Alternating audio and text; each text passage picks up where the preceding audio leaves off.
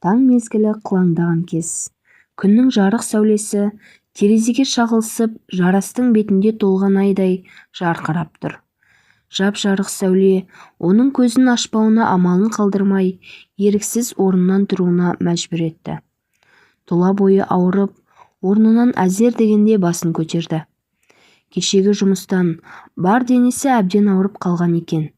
Тіпті қозғалтпайды. Төсегінің шетіне отырып, басын төмен сала болған оқиғаны есіне түсірді. Кеш түскен кез. Қаланың шетіндегі орманды далада орналасқан ақ үйшік. Төбесі шөп-шаламмен жабылған, қабырғасы жарылған үйдің терезесінің жарығы сығырая жанып тұр. Жиналған бірнеше ер адамның басы көрінеді. Бұл Жарастың командасы еді. Күндегідей басшылары шақырғаннан кейін жігіттер келіп жинала, сол кеште болатын ұрлықтың жоспарын құрады. Бұлардың бүгінгі жасайтын ұрлықтары ең үлкен операция болмақ. Дайындалғандарына 1 ай болды. Енді сол күн де жетіп, бүгін қару-жарақ зауытын тонауға бару үшін жоспар құрып жатыр.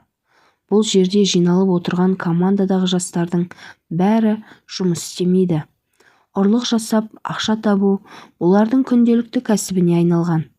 Тек бос уақыттарында қыдырып, көңіл көтеріп, кәдімгі адамдарша өмір сүреді де, кеш бата, түн қарайғанда жоғын тауып, өздерін қанағаттандыру мақсатында әр жерді тіміскілеп, аңдып жүріп ұрлық жасайды. Соғысқа дайындалғандай, аяқтарында бәтеңке, үстілеріне киімдерін киіп, қару-жарақтарын алып, жігіттер көздеген жерлеріне беттеді. Ақ түсті микроавтобусқа мініп, қару-жарақ сақтайтын зауыт қоймасының алдына келді. Барлығы көліктен шығып, темір қақпадан секіріп өтті. Құлыпты бұзбастан бұрын Жарас дабылдағыштың сымдарын қиып тастады. Кенет оқыстан шыққан аяқтың жүрісін естігенде досы Дидар қабырғаға сүйене тұра қалып, қойманың бұрышынан қалғандарына отырыңдар деген белгі беріп, қолын сермеді. Әлгі аяқ дыбысының үдей бастағанын сезген ол, қолына мылтығын алып дайындалды. Күзетші екенін білген соң, тез арада оны жайратып салып, құлыпты бұзып қоймаға кірді. Жанталаса жәшік-жәшік қаптаған қару-жарақтарды көліктері мен камаздарына салып, лық толғаннан кейін жөндеріне кете барды. Көптеген ұрлық жасады. Адамдарды жараласа да, кісі өлтіру болмаған еді. Оқиғаның неге бұлай болып кеткенін өзі де түсінбей әлек. Терең ойға шомып отырғанда, кенет Жарастың ұялы телефоны шырылдады. Оқыс дыбыстан шошып, елең еткен ол тұтқаны көтерді. «Алло, жаным, мен той көйлекті алып барлығын дайындап қойдым. Мен өте бақыттымын, жаным. Мен үшін сонша түннің жарымына дейін кабинеттен шықпай жоспар орындап, адал еңбегімен ақша тауып жүрсің. Рахмет» деп, әрі қарай оған деген сезімін айтып беріп еді. Жарас үндемей қалды. Бет әлпеті түнеріп кеткен. Бір нәрседен шошынған адамдай көзі шарасынан шығып аңырап қалды. Тұтқаның ар жағынан «Алло, жаным, неге үндемейсің? Жарас» деп еді. Ол есеңгіреген күйі «Иә жаным, осының бәрі сен, мен және болашақ баламыз үшін ғой» деді. Жарас, кеше саған телефон шалып едім, көтермедің.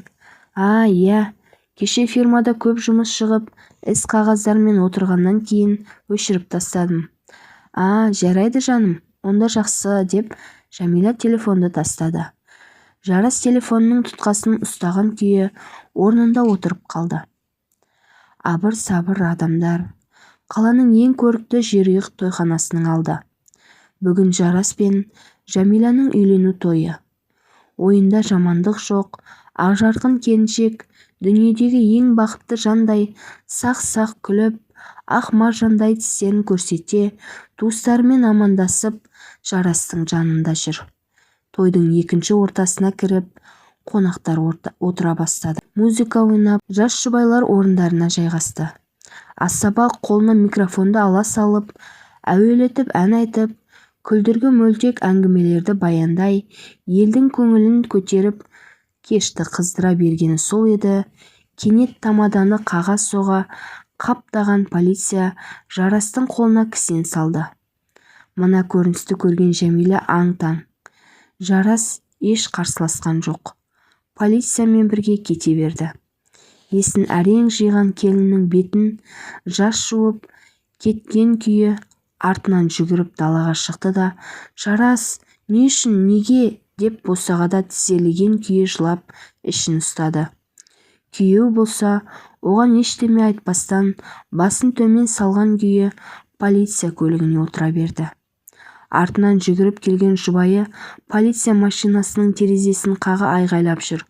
«Жарас, менің аяғым ауыр, сен әке боласың» деп жылап жүр. Көліктің айнасын қағып «Жіберіңдер, оның не кінәсі бар?» Жаралақ қудай аппақ көйлекпен жылап қалған оны жұбатуға жақындары келді.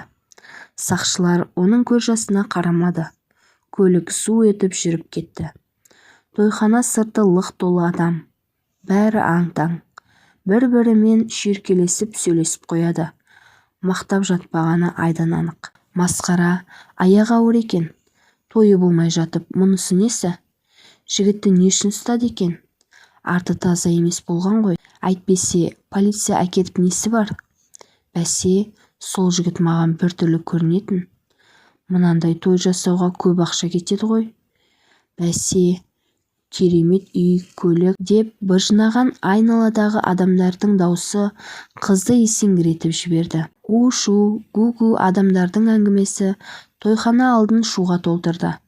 Жиынға қарап жиіркеніп кеткен жас келін ашуға булығып жан-жағына қарады. «Тараңдар, кетіңдер, ешқандай той болмайды.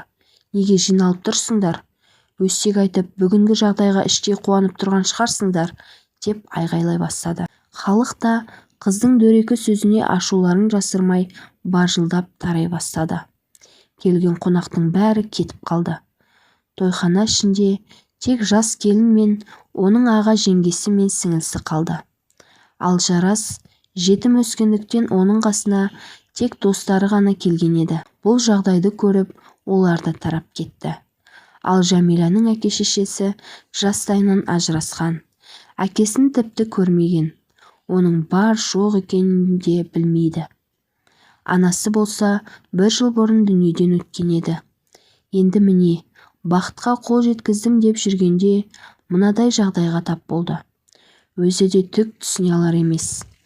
Тағдыр маған қатал деп өкпелеп жүргенде мына сынақтың да тап болғаны оны есеңгіретіп жіберді. Түсі ма, өңі ма, өзі де түсіне алар емес. 1 ай өтті. Жәмила Жарастың сотына да қатысты. Оны адам өлтіру және тонау бойынша қылмыстық кодекстің баптарына сәйкес бірнеше жылға бас бостандығынан айырды. Қасында сол түні операцияға қатысқан бірнеше досын да қамады. Жәмила Жарасты шығарып алу үшін адвокат жалдады, бірақ ешкім көмектесе алмады. Кінәсі дәлелденіп, айғақтар да табылған еді. Бірақ адам өлтірген Жарас емес. Мұны да мойнына алды. Бәрін үнсіз көтерді. Өйткені мерт болған адам оның қаруынан атылған оқтан өлген еді. Ұрлыққа түсетін түні Жарастың қаруын досы алған. Оның қаруымен күзетшіні өлтірді. Мұның бәрі тапсырыс екенін және өзін алдап соққанын да білді. Бірақ қазір айтқанмен оларды ешкім ұстай алмайды. Нақты айғақтар жоқ. Өте сауатты жоспар құрған. Әрине іштен шыққан жау жаман демекші, досын өзіне қарсы пайдаланғанын түрмеге түскен күн-ақ түсінген еді. Жарасты сатып жіберген досы Дидар күзетшіні жайратып салған да сол еді. Қолы ұзын үлкен бизнесмен адамдар осы операция кезінде өзінің адамдарын қосуын және үлесті теңдей бөлетінін талап еткенде келіспеген еді. Енді міне сол дөкейлер ерегісіп қақпанға түсірді. Дидарды осы операцияға пайдаланды. Оған қоқан-лоққы көрсетіп, айтқандарын орындатты. Оның үстіне бұны темір торға қаматпай алып қалатындарын білгенде Дидар көндіге кетті. Сот процесінен соң Жәмиламен түрмеде жолығып, мән-жайды түсіндірді. Оған өтірік айтқаны үшін кешірім сұрады. «Мені күтпе, күйеуге шық. Мен мына жақтан шықсам, бұрынғы Жарас болып оралмаймын. сондықтан жақсы адам кездессе күйеуге шық деп өтініш тастаған еді. Бірақ байғұс қыз күтемін сені, мен шықпаймын күйеуге деп жылап қалды. Әрине жарастың алдағанына Жәмиланың өкпесі болды.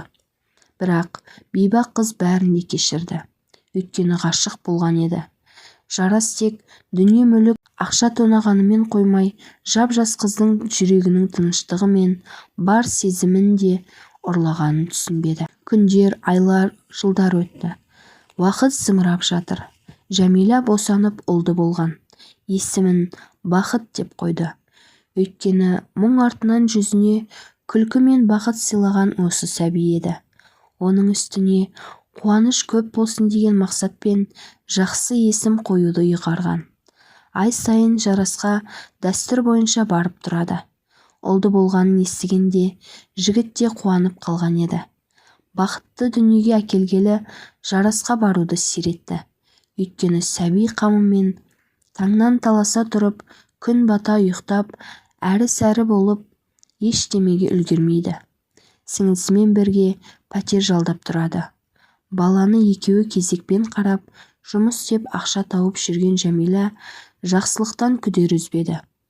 Жарастың темір тордан шығып, бақытты өмір сүретініне сенді.